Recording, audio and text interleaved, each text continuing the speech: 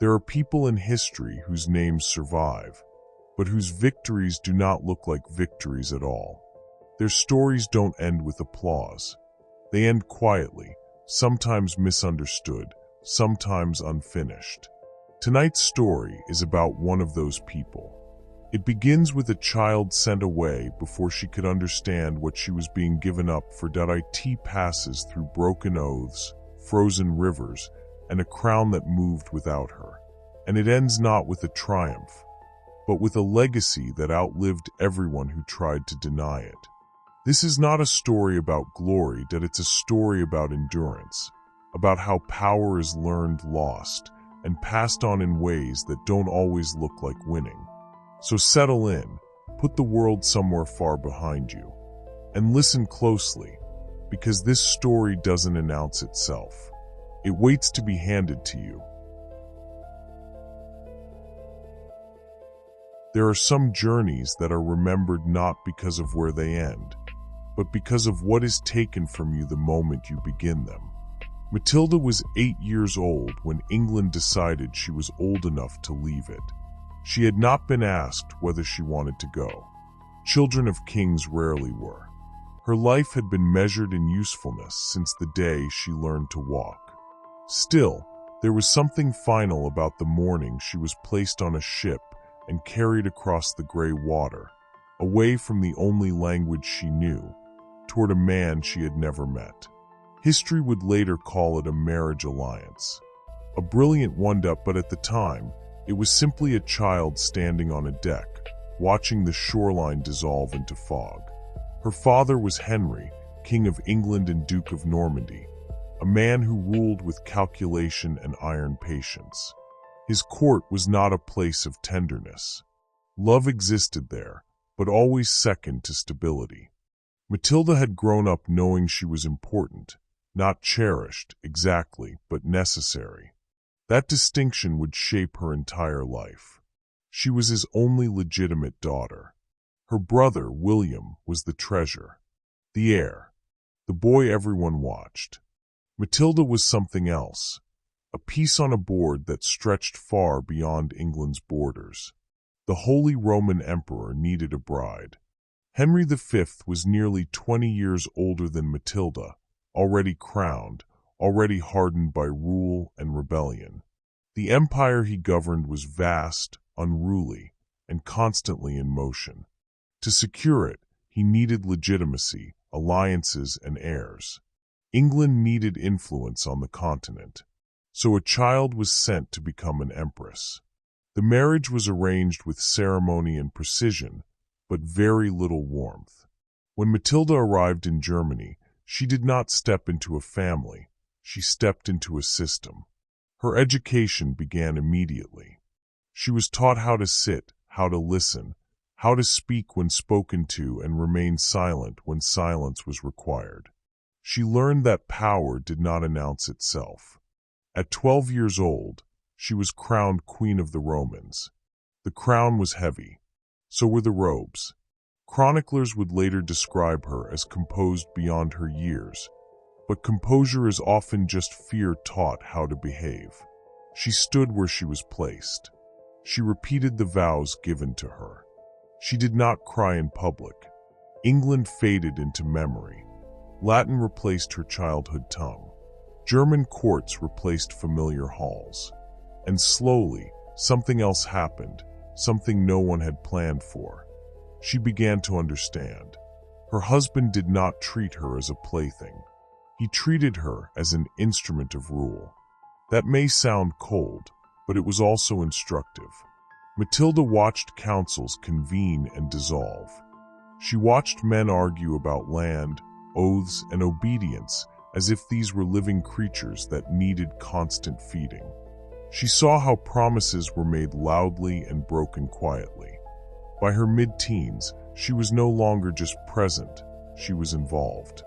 When Henry V traveled north to suppress rebellions, Matilda was left behind to govern Italy in his name. Not symbolically, practically. She listened. She judged.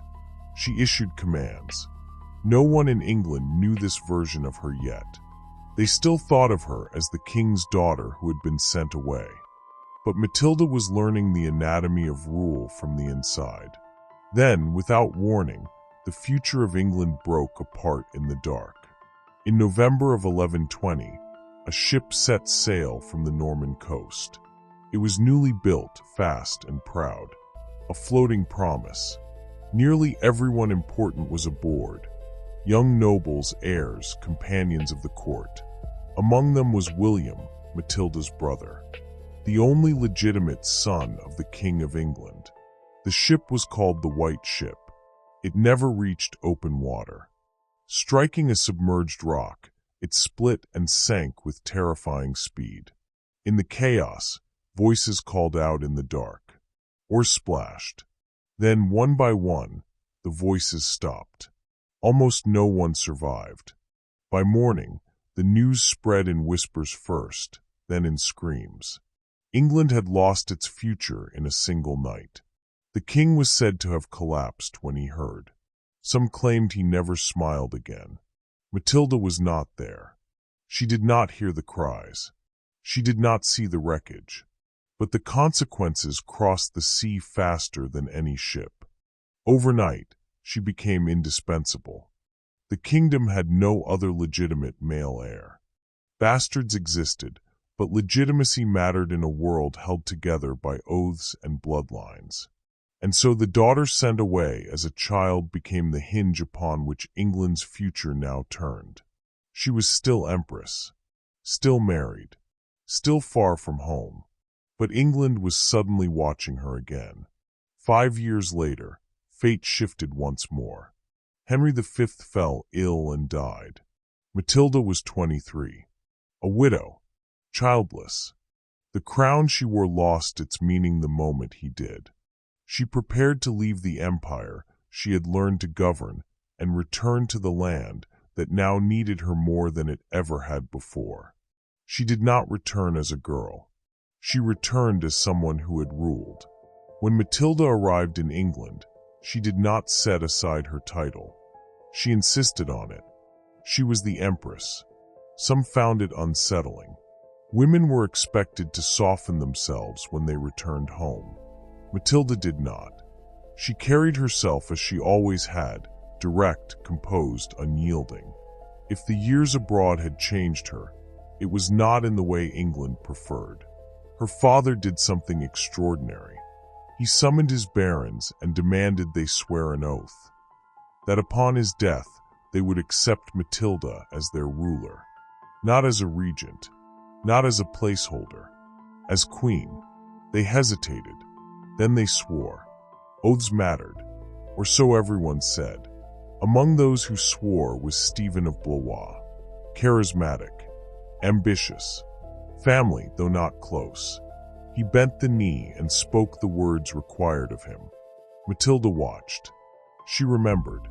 For a moment, just a moment, it seemed possible that England might pass into a woman's hands without bloodshed, that history might tilt, quietly, in a different direction. But power rarely moves quietly for long, and Matilda, for all she had learned, was about to discover that knowing how power works does not mean it will work for you. Not yet. Power does not always announce its arrival with trumpets. Sometimes it moves quietly, through closed doors and hurried hands, while the rightful heir is still packing her bags. When King Henry I died in December of 1135, the kingdom he left behind was stable only on the surface. Beneath it ran old fears, about succession, about women, about what happened when certainty disappeared. Matilda was not in England when her father died. She was in Anjou, newly remarried, pregnant, and physically unable to travel. Her marriage to Geoffrey of Anjou had been arranged not for romance but for necessity. England needed strength on its southern border. Normandy needed protection, and Matilda needed allies. The marriage had been controversial. Geoffrey was younger than she was, rougher, less refined. Some at court whispered that the Empress had been lowered by the match. She did not correct them.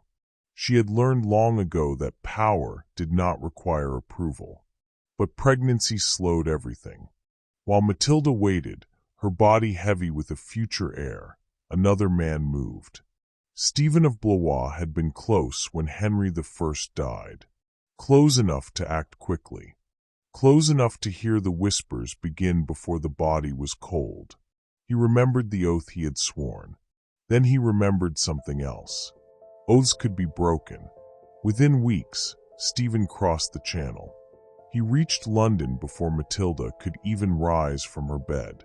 He presented himself not as a usurper, but as a solution, a familiar male face in a moment of uncertainty. The treasury opened to him. The church crowned him. The city welcomed him. And just like that, England had a king.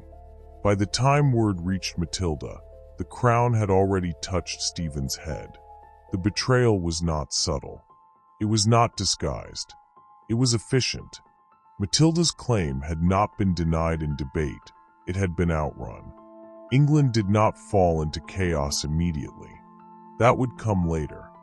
First came the uneasy calm of people convincing themselves that this was for the best. A woman ruler was too risky, they said. The country needed stability. Stephen smiled, promised peace, promised restraint. Matilda did not smile. She had been raised by a man who understood patience as a weapon. She had ruled beside an emperor who knew that haste destroyed empires faster than rebellion ever could. She waited. When her son was born, a boy, she named him Henry. England had crowned the wrong man, but the future now had a pulse. Still, waiting did not mean surrender.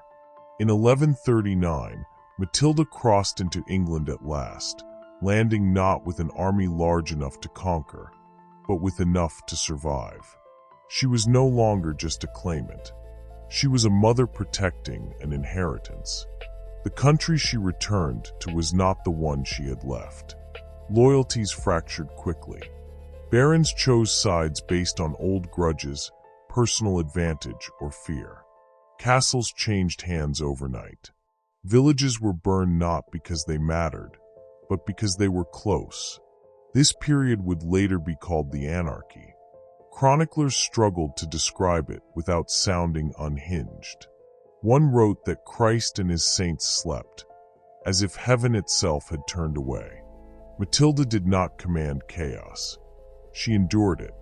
She moved carefully, establishing her base in the west, where her support was strongest. She listened to advisors. She watched Stephen make mistakes, generous promises he could not keep, alliances he could not hold. Unlike him, she did not pretend the crown was already hers. She fought as someone who knew she would have to earn every inch. In 1141, the war shifted. At the Battle of Lincoln, Stephen's forces were defeated. The king himself was captured, dragged from the field in chains. For the first time since her father's death, the path ahead seemed to open. Stephen was imprisoned. Matilda was recognized by the church as ruler in fact, if not yet in name. She was proclaimed Lady of the English. Not Queen. Not yet. London awaited. The coronation was meant to be a formality. The city had crowned Stephen easily enough. Surely it would accept the rightful heir now that the usurper sat behind bars. But Matilda had learned something in her years of rule. Power did not belong to the righteous. It belonged to the cooperative. And London was not cooperative. She entered the city with confidence. Too much, her enemies would later say. She demanded what any ruler would: taxes, obedience, recognition. Chroniclers, nearly all men, nearly all hostile, would later describe her tone as imperious, unfeminine, harsh. No one recorded how exhausted she was, or how long she had waited, or how many years of war pressed against her spine as she spoke. The city resisted, slowly at first, then openly. Rumors spread that she would rule like a tyrant, that she despised the English, that she would bleed the city dry. Whether these things were believed or merely useful did not matter. The streets turned.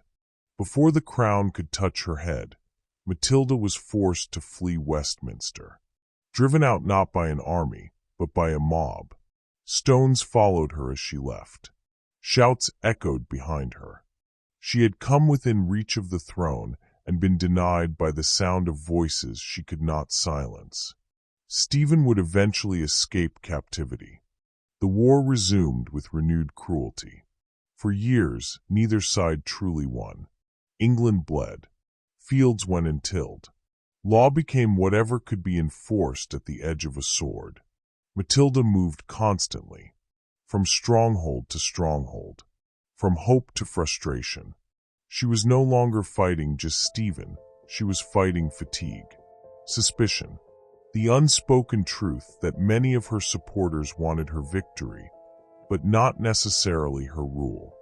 And still, she did not retreat. The winter of 1142 found her trapped in Oxford Castle. Enemy forces surrounded the walls. Supplies dwindled. Capture seemed inevitable. It was there, hemmed in by stone and snow, that Matilda made the decision that would define her not as a claimant, but as a survivor. One night, as snow fell thick and silent, she dressed not in royal colors but in white. A cloak pale enough to blend into the storm. Ropes were lowered from the castle walls. One by one, her small group descended. Matilda went last. She did not slip. She did not hesitate. Below, the frozen Thames waited. They crossed the river on foot, the ice holding beneath them. On the far side, they walked miles through enemy territory, leaving no trail the snow could not erase. By morning, Oxford Castle stood empty. If a king had done this, poets would have sung of it for centuries. For Matilda, it became another footnote written by men who disliked her very existence. The war dragged on. Eventually, something changed, not on the battlefield, but in the future. Stephen's heir died unexpectedly. The promise of continuity vanished from his side, just as it once had from hers. The barons were tired. England was exhausted. Victory began to look less important than ending the suffering. In 1153, a settlement was reached. Stephen would remain king for the rest of his life. In return, he would recognize Matilda's son, Henry, as his heir. It was not the crown she had fought for, but it was the future she had protected. Matilda withdrew from England soon after, returning to Normandy. She did not retreat in disgrace. She stepped aside, having bent the course of succession through endurance rather than triumph. She had lost the throne, but she had secured something deeper. The war ended not with a battle, but with a signature. And sometimes, that is how history truly changes. Matilda left England without ceremony. There was no procession to mark her departure, no public farewell, no formal acknowledgement of what she had endured. After nearly 2 decades of war, the country was too tired to commemorate anyone who had not clearly won. And Matilda, in the eyes of many, had not. She returned to Normandy, to lands she knew well, to a quieter form of power that rarely drew chroniclers' attention. But if England believed her story ended there, it misunderstood her entirely. Matilda had never fought for the crown as an ornament. She had fought for it as a responsibility. And responsibilities do not vanish simply because they are passed on. Her son Henry was still young when the settlement was signed, but he had been shaped by years of uncertainty, by a mother who understood that authority was something learned long before it was granted. Matilda did not raise him with fantasies of effortless rule. She taught him caution, memory, control. She taught him what England had done to her, and why it could never be allowed to happen again. In Normandy, Matilda governed with a steadiness that had once unsettled England, but now proved invaluable. She oversaw estates, negotiated disputes, advised her son as he moved closer to the throne promised to him. Though she no longer stood at the center of conflict, her influence radiated quietly outward. Letters survive from this period. In them, her voice is firm, precise, unmistakably accustomed to command. She was no relic of a failed claim. She was an architect ensuring that the next generation would not repeat her struggle. When Stephen of Blois died in 1154, the transition of power occurred with remarkable calm. There was no sudden rush for the crown, no desperate grasping. The oaths had already been sworn. The path had already been cleared. Henry crossed into England not as a conqueror, but as an heir long expected. On December 19th, he was crowned Henry II of England. The Plantagenet dynasty began not with a clash of armies, but with a woman who had outlasted everyone who tried to erase her. Henry II would go on to become one of England's most formidable kings. He reformed law, strengthened royal authority, and ruled over an empire that stretched from Scotland to the Pyrenees. His reign would be remembered for its reach, its ambition, and its contradictions. And behind it all stood the quiet, unyielding influence of his mother. He styled himself proudly as the son of the Empress. It was not a casual title. It was a declaration. Matilda lived to see her bloodline secure, her struggle vindicated not through apology, but through continuity. She did not need the crown on her own head to know that the future had bent toward her. When she died in 1167, she was buried not as a queen, but as something more difficult to define. Her epitaph attempted the task. Great by birth, greater by marriage, greatest in her offspring. It was meant as praise. It was also an admission. They could not describe her greatness without placing it somewhere else. Yet her legacy refused to stay contained. For 300 years, her descendants ruled England. Richard the Lionheart, kings who clashed with the church, monarchs who signed the Magna Carta, reshaping the balance between ruler and ruled. Every English, and later British, sovereign since traces their line back to her. Still, Matilda's name faded. History prefers clean victories. It prefers crowns worn and battles won. Matilda offered neither. She offered something more unsettling, proof that power could be claimed, denied, and still reshape the world. Long after her death, another woman would sit on England's throne, not as consort, not as placeholder, but as queen in her own right. When Mary Tudor was crowned, the ground beneath her feet had already been broken open by a woman who had been told no for most of her life. Matilda did not make it easier. She made it possible. The story of the Empress is not a tragedy, though it is often told as one.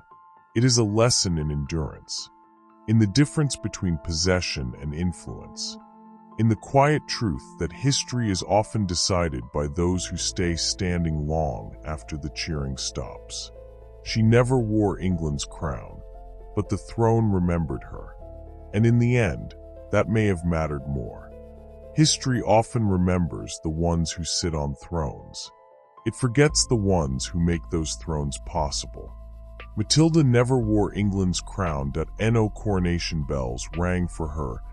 No official portrait fixed her in power. And yet, the future bent in her direction all the same. She did not win through force. She did not win through praise. She won through refusal. Refusal to disappear. Refusal to accept that denial meant defeat. The crown passed to her son, but the path to it was hers. And sometimes that is how history truly moves forward. Not in moments of victory, but in lives that quietly refuse to end where others think they should. Thank you for listening. And if this story stayed with you, then it belongs here in the Golden Room, long after midnight.